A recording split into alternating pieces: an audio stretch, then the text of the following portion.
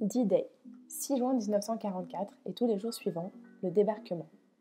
L'histoire d'une France libérée qui s'écrit, s'inscrit dans nos gènes sur le littoral normand.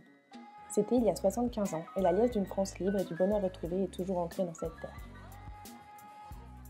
Hier soir, lors d'un bal populaire fêtant la libération dans la commune de Raux, les délégations canadiennes, américaines, anglaises et allemandes se sont retrouvées.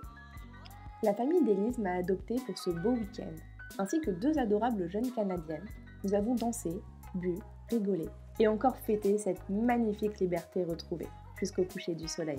Surprise de la soirée, des aventuriers de la saison actuelle de Koh-Lanta ont fait la fête avec nous. Oui, c'était une sacrée surprise.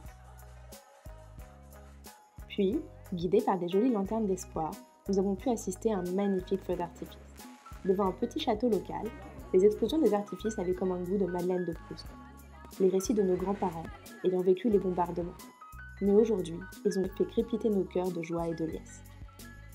La nuit s'en est allée. L'histoire s'écrit ici. Un réveil en douceur dans la campagne normande pour aller assister à la parade de la libération à Bayeux. Bayeux est la première ville libérée de France continentale. La première où les véhicules ont foulé les pavés de cette cité médiévale. Un choc de centaines d'années, sous les pavés, la liberté.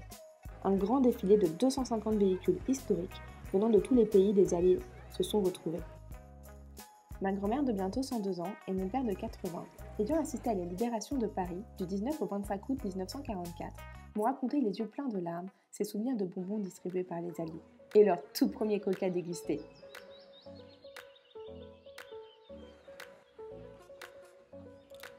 Les cloches ont sonné d'une France enfin libérée.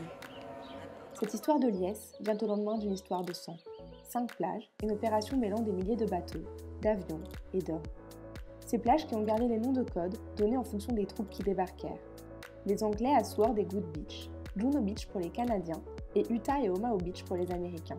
Pour protéger les hommes, le débarquement a été précédé d'une étape de pilonnage aérien, un déversement de feu et de destruction à moyen d'un tapis de plus de 4000 tonnes de bombes. Cette étape a malheureusement manqué d'efficacité sur l'une des 5 plages, Omaha Beach, appelée aussi Omaha la sanglante ou Booty Ohama.